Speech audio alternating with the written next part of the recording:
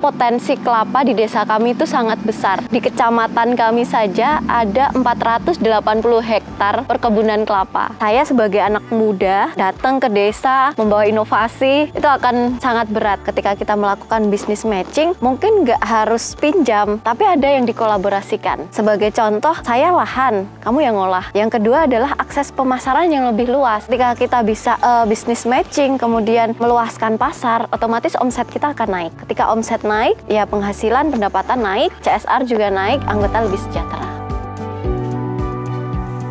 Saya menemukan madu yang terbuat dari bunga kelapa. Saya namai vegan nectar. Dan itu mirip persis seperti madu. Itu madu tapi sangat ramah untuk para vegan. Sementara ini kita ekspornya ke Korea, Belanda, dan yang terakhir buka cabang di Malaysia. Dokter Gamal itu pernah bicara ya, kalau kita menyempurnakan niat kita karena Allah, maka Allah akan menyempurnakan pertolongannya. Kalau kita melihat akhirat, mengutamakan akhirat, maka dunia itu akan datang dengan menunduk.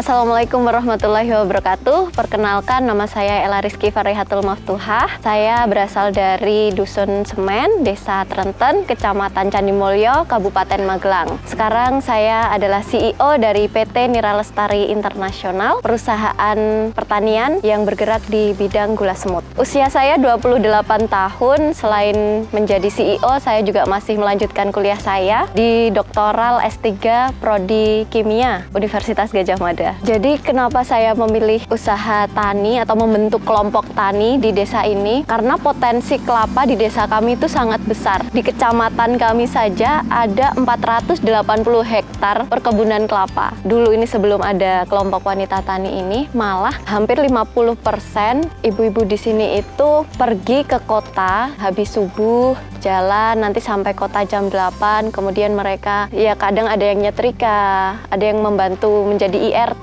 untuk membantu perekonomian keluarga mereka di desa. Pulangnya sore, dari jasa mereka menyetrika atau nyuci itu mereka cuma dapat 20.000. Di situ kan kami ya, saya beserta keluarga itu miris sekali. Anak-anak di desa kami kurang terurus karena ibunya pergi ke kota. Akhirnya kami berinisiatif karena memang basic keluarga saya itu turun-temurun bikin kelapa. Yuk kita bikin gula kelapa ini kita bagusin lagi, kita seriusin lagi, kita bentuk kelompok wanita tani. Karena banyak ibu-ibu yang tidak memaksimalkan potensi yang kita punya nih kelapa, malah milih kerja di kota. Karena laki-lakinya sudah terberdayakan, laki-lakinya itu sudah bekerja ya, ada yang kuli bangunan gitu, ada yang gelondong itu nebang pohon terus nanti diangkut. Bikin fokus kami adalah agar ibu-ibu ini tetap menjalankan peran sebagai ibu rumah tangga tetapi bisa membantu perekonomian keluarga. Ada 94 wanita tani yang tergabung di KWT Nira Lestari ini. Ada 3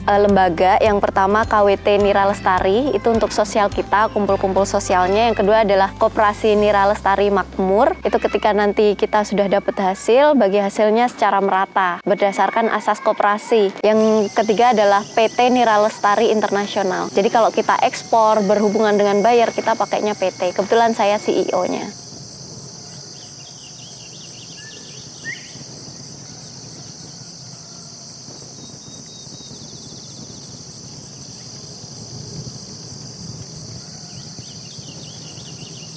Kalau pertanian, konsepnya masih paguyuban, sosial, itu akan susah berjalannya. Saya berinisiatif untuk membawa kelompok wanita tani ini sebagai profesional bisnis. Oleh karena itu saya membentuk PT Nira Lestari Internasional. Kalau bentuknya koperasi atau KWT, itu akan susah sekali mendapatkan buyer, apalagi dari luar negeri. Kalau kendala awal mungkin yang ikut itu sedikit ya, belum 94. Pas awalnya itu hanya 5 orang yang mau beralih ya. Tadinya menjual jasa di kota, kemudian kami minta beralih untuk membuat gula semut, membuat gula cetak, difokusin. Itu tadinya hanya 5 orang. Kemudian setelah kita bikin gula semut, pendapatannya itu lebih daripada yang di kota gitu. Bahkan 3 kali lipat. Jadi ada pembuktian, ada hasilnya 3 kali lipat daripada di kota. Bahkan ada yang kadang 5 kali lipat gitu. Jadi banyak yang tertarik. Bahkan hampir mayoritas lah di sini kita ikutkan kelompok wanita tani. Jadi ketika kita sudah berkelompok, itu akan lebih mudah, Mas, ternyata. Sebenarnya dinas itu punya anggaran, akan tetapi anggaran itu diturunkan kepada petani yang kelompok, bukan yang perorangan. Oleh karena itu, kalau kita pengen akses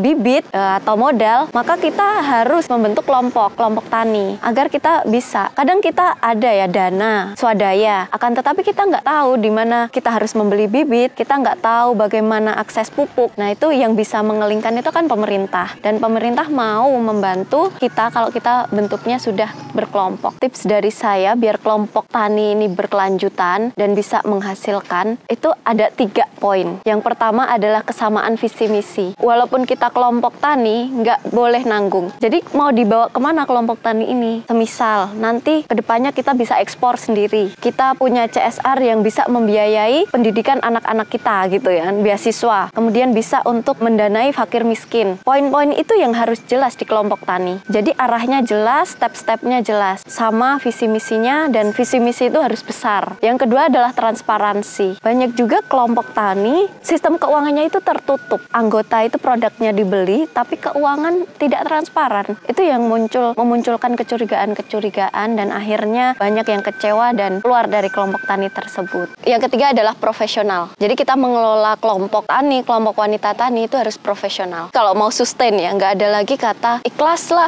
Ikhlas it's okay, nggak apa-apa. Tapi ketika dia bekerja harus dapat upah. Ketika dia mengurus dia harus bergaji. Kenapa? Kalau tidak bergaji nanti regenerasi itu akan susah. Karena yang jadi ketua, yang jadi pengurus itu adalah tumbal. Nah, oleh karena itu 3 pokok ini saya terapkan di KWT Nira Lestari. Visi misi di KWT Nira Lestari itu yang pertama kita harus profesional. Harus profesional dalam artian kita bisa produksi dan juga bisa memasarkan sendiri. Kebanyakan kelompok tani ini bisa produksi, tidak bisa memasarkan. Itu yang pertama, kita harus profesional seperti perusahaan-perusahaan besar. Yang kedua, kita harus bisa mensejahterakan desa kita. Dan yang ketiga, CSR-nya itu bisa digunakan untuk membiayai yatim, duafa, untuk meneruskan pendidikan, untuk kesehatan, dan juga untuk makan.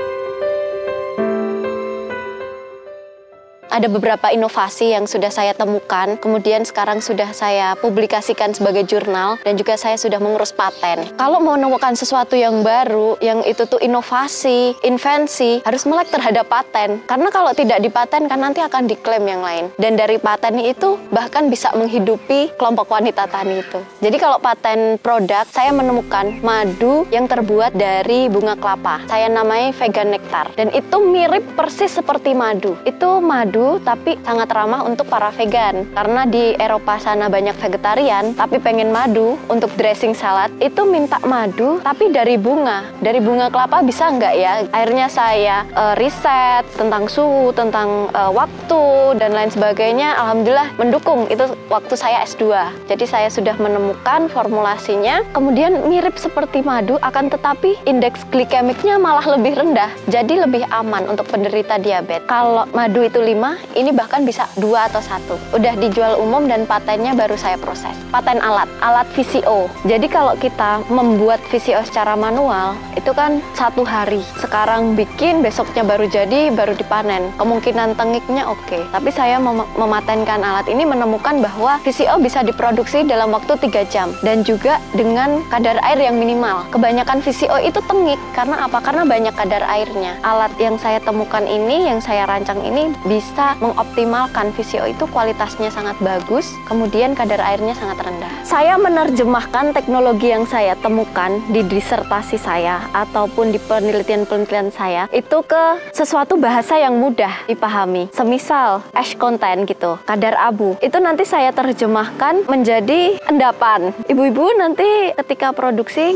tidak boleh ada endapannya ya. Seperti teknologi alat, itu saya terjemahkan sesederhana mungkin. Itu saya patenkan suhunya. Jadi nanti ibu-ibu kelompok wanita tani ini tinggal nyalain aja. Kalau udah 5 jam mati. Mungkin kita penelitian, kita kuliah itu rumit ya bagi mereka. Banyak jurnal pendukung dan lain sebagainya. Tapi ketika dibawa ke desa, kita harus bisa menerjemahkan sesederhana mungkin. Harus bisa mendesain alat itu agar bisa dioperasikan oleh ibu-ibu kelompok wanita tani. Yang kedua, untuk komunikasinya, penggunaan alat dan lain sebagainya itu, saya mengkomunikasikan dahulu kepada ketua kelompok wanita tani. Jadi kembali lagi bahwa di kelompok wanita tani itu adalah ketokohan. Saya sebagai anak muda datang ke desa membawa inovasi itu akan sangat berat. Tetapi kalau saya ke desa menggandeng bapak kepala desa, kemudian bapak kadus, kemudian kelompok wanita taninya, nanti saya briefing terlebih dahulu, kemudian yang menyampaikan adalah ketua kelompok tani, itu akan lebih mudah diserap oleh para anggota. Jadi karena ini namanya kelompok tani ya, kelompok wanita tani, yang kami lakukan itu biasanya yang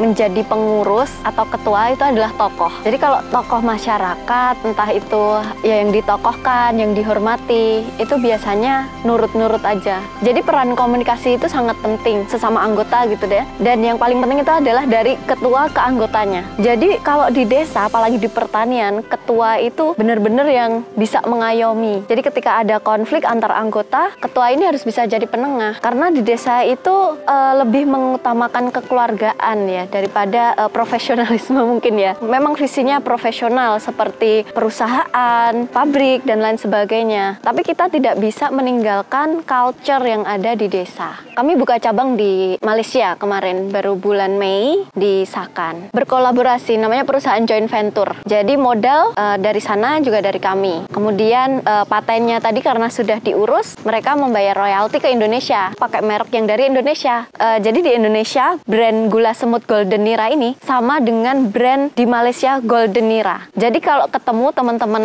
di sini lihat ada Golden Nira, itu ya dari kami. Mau di Malaysia, mau di Thailand. Dari Malaysia itu ada didistribusikan beberapa ke Thailand. Sementara ini kita ekspornya ke Korea, Belanda, dan yang terakhir buka cabang di Malaysia.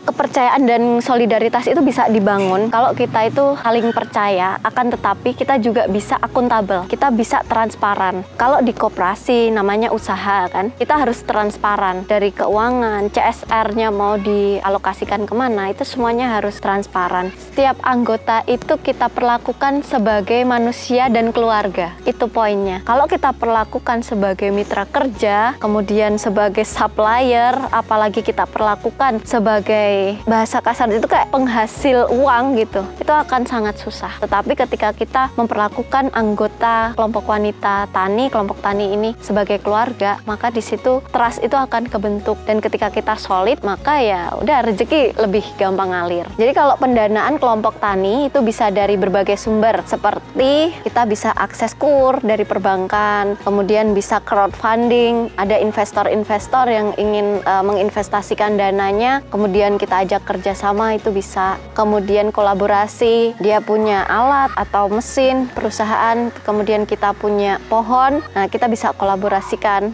Kemudian dari dana desa, ada dana untuk kelompok tani. Tapi kalau di kami, di KWT Nira Lestari, kami menggunakan dana desa dan juga crowdfunding. Dana desa ketika musrenbangdes atau musyawarah desa, kita ajukan proposal, apa butuhnya KWT Nira Lestari untuk pengembangan tahun ini. Ketika itu di ACC oleh desa, maka nanti dana itu akan turun. Kemudian yang kedua adalah kami melakukan crowdfunding. Jadi kolega-kolega saya menarik siapa yang mau investasi, silahkan investasi di Nira Lestari. Kelompok tani ini sangat penting untuk berkolaborasi dengan berbagai lembaga lain, seperti lembaga yang ada di desa, kemudian bekerja sama dengan trader atau dengan advertising. Itu sangat penting sekali karena kelompok tani ini tidak bisa jalan sendiri sendiri. Kalau kelompok tani ini bisa melakukan bisnis matching gitu ya, bisnis matching ke berbagai pihak, berbagai lembaga, itu akan memudahkan ketika kita melakukan bisnis matching. Mungkin nggak harus pinjam, tapi ada yang dikolaborasikan. Sebagai contoh, saya lahan, kamu yang ngolah. Yang kedua adalah akses pemasaran yang lebih luas. Ketika kita bisa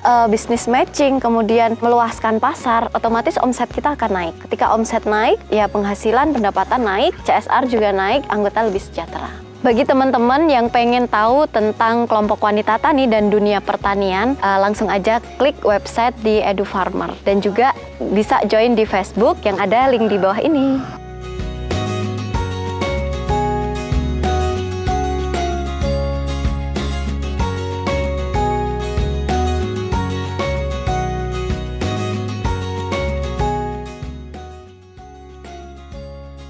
Jadi titik balik saya atau pecah telurnya saya ketika saya di SMP. Di SMP itu saya sangat terpuruk ya, karena nilainya jelek, tidak punya teman, dikucilkan ketika saya ingin berorganisasi, tapi sama guru itu tidak terpilih jadi OSIS. Di situ saya sangat sedih, ya Allah kenapa seperti itu. Kebetulan saya sekolah di SMP IT Ihsanul Fikri, melanjutkan juga di SMA IT Ihsanul Fikri. Di sana diwajibkan untuk menghafal Al-Quran dan hadis. Ketika kelas 3 itu saya diminta untuk menghafalkan hadis ke-38 dari hadis Arba'in Nawawi. Barang siapa dari hamba-hambaku yang mengerjakan segala sesuatu yang wajib, yang sunnah, maka aku akan mencintainya. Ketika aku mencintainya, maka aku akan menjadi pendengarannya untuk dia mendengar, akan jadi matanya untuk dia melihat, akan jadi tangannya untuk dia berbuat, dan jadi kakinya untuk dia berjalan. Apabila hambaku ini, dia meminta apapun, akan aku turuti. Apabila dia meminta perlindungan, maka akan aku lindungi. Nah, dari situ saya mulai tergerak hatinya. Oh, sebenarnya saya di dunia ini hanya suruh beribadah dan menjadi khalifah. Khalifah dalam artian bermanfaat untuk orang lain. Jadi yang saya kejar itu ya ibadah-ibadah wajib saya, ibadah sunnah saya, kemudian kebermanfaatan saya kepada orang lain. Itu yang saya kejar. Sedangkan dunia itu akan datang dengan sendirinya. Saya minta apapun, ya Allah saya pengen ranking 1. Ketika itu SMA langsung ranking 1. Dan alhamdulillah kemarin lulus juga kuliah kumlot. Ketika saya minta usaha, dikasih. Ketika saya minta apapun, dikasih sama Allah. Gitu. Jadi alhamdulillah saya tracknya naik terus gitu ya, alhamdulillah. Apakah ada gitu kesedihan? Apakah ada hal yang berat dalam hidup? Kita perlu waspada kepada 2 hal ketika kita gundah gulana. Yang pertama adalah itu sebagai cobaan. Biasanya ciri-cirinya itu ya kita menghadapinya santai aja. Kita tenang menghadapinya. Dan itu tidak bertahan lama. Dan yang kedua, kita diuji, dicoba itu adalah karena azab. Karena kita diazab di dunia karena dosa-dosa kita. Itu nggak ada jalan lain selain tobat dan juga bertakwa tadi, menjalankan ibadah wajib dan sunnah. Di surat At-Tolak ya, wa mayattaqillaha yaj'alahu makhraja. Barang siapa bertakwa maka akan dicarikan jalan keluar langsung oleh Allah. Jadi ketika kita punya masalah, yang pertama kita lakukan itu jangan cari solusi, tapi kita bertakwa dulu, kita istighfar dulu, baru setelah itu kita keluar cari solusinya.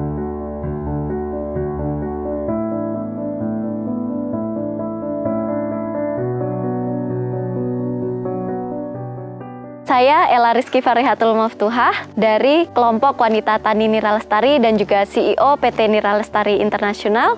Wassalamualaikum warahmatullahi wabarakatuh. Waalaikumsalam warahmatullahi wabarakatuh. Baik.